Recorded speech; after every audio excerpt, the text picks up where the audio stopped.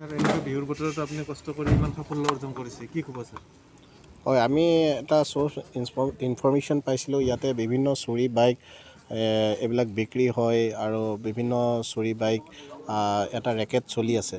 চুৰি বাইকৰ লগত জড়িত থকা লোকসকলৰ এটা ৰেকেট চলি আছে আৰু সেই সংক্ৰান্তত প্ৰথমে আমি আনোৱাৰ আলী বুলি এজন লোকক কৰায়ত্ব কৰিবলৈ সক্ষম হওঁ। তেওঁৰ পৰা এখন বাইক উদ্ধাৰ হয় আৰু বাইকখনৰ কোনো ডকুমেণ্টছ পোৱা নাযায়। তাৰপিছতে আমি গম পালোঁ যে নাম্বাৰ প্লেটখন খুলি লৈ পেলাই সেইখন বাইক ইতিমধ্যে চুৰি কৰা হৈছে আৰু তাৰ পিছতে আমি on being led by him আমি কাৱৰ বাহাত আমি দুজন লোকক কৰায়ত্ব কৰোঁ, ইমৰান নাজিৰ আৰু ৰচন আলী বুলি। তাৰপিছত গম পাওঁ এজন জোনাব, তেওঁৰ নাম আব্দুল কাছিম, তেওঁ গোটেই যিবিলাক চুৰি বাইক তেওঁ সেইবিলাক সংগ্ৰহ কৰে।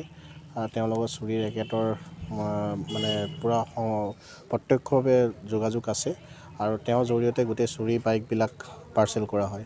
তাৰপিছতে আমি হাজোৰ জাপিয়া বুলি এটুকুৰ জেগা, তাৰ পৰা আমি হাজো থানাৰ পুলিচৰ লগত সহযোগক্ৰমে আমি জাপিয়াৰ পৰা আমি সেই জোনাব যিজন আছিলে আব্দুল কাছিম তেওঁক কৰায়ত্ব কৰিবলৈ সক্ষম হওঁ আৰু তেওঁ আমাক স্বীকাৰ কৰে। SDPO ছাৰ, আমাৰ মচলপুৰ OC, এই সকলোখিনিয়ে আমি থাকোঁ আৰু সকলোৰে সহযোগত আৰু SDPO ছাৰৰ প্ৰত্যক্ষ গাইডেঞ্চত আমি পুনৰ অপাৰেশ্যন আৰম্ভ কৰোঁ আৰু আমি ৰঙিয়া থানাৰ অন্তৰ্গত পুনৰ দুখন গ্লেমাৰ বাইক উদ্ধাৰ কৰিবলৈ সক্ষম হওঁ।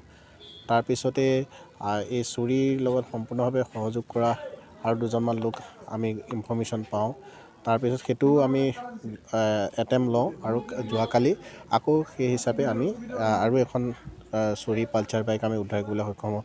আমাৰ এই অভিযানটো অবিৰতভাৱে চলি আছে আৰু চলি থাকিব। বৰ্তমানো ইয়াৰ লগত জড়িত থকা যিসকল লোক আছে বা যিকেইখন বাইক ইতিমধ্যে চুৰি হৈছে সেইকেইখনৰ আমি ইতিমধ্যে ইনভেষ্টিগেশ্যন কৰি আছোঁ আৰু আমি এই অভিযান আমি তীব্ৰতৰ কৰি চলাই যাম। বৰ্তমানত কিমানজন লোকক আপোনালোকে আটক কৰিছে? ইতিমধ্যে আমি 2টা কেছ ৰেজিষ্টাৰ কৰিছোঁ।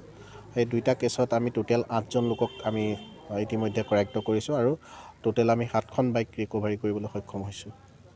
গোৰেশ্বৰ অঞ্চলত এনেকুৱা চলি থকা গাড়ী চুৰি চক্ৰ আৰু কিমান আছে বুলি ভাবে আপুনি? এইটো চাওক, এতিয়া কথা হ'ল কি, এইখিনি তদন্ত ক্ৰমেহে জানিব পৰা যাব। বৰ্তমানটো ক'ব নোৱাৰি যে কোন কাৰ লগত কি ইনভলভমেণ্টত আছে। এইটো গোৰেশ্বৰ থানা এলেকাৰ বুলি নহয়, বিভিন্ন থানা এলেকাৰ তেনেকুৱা থাকিব পাৰে। গতিকে যিসকলে এইবিলাকত জড়িত আছে তেওঁলোক দুষ্কৃতিকাৰী, গতিকে তেওঁলোকক আমি নিশ্চয় কৰায়ত্ব কৰিম। আগলৈ এনেধৰণৰ অভিযান আপোনাৰ অব্যাহত থাকিব? 100%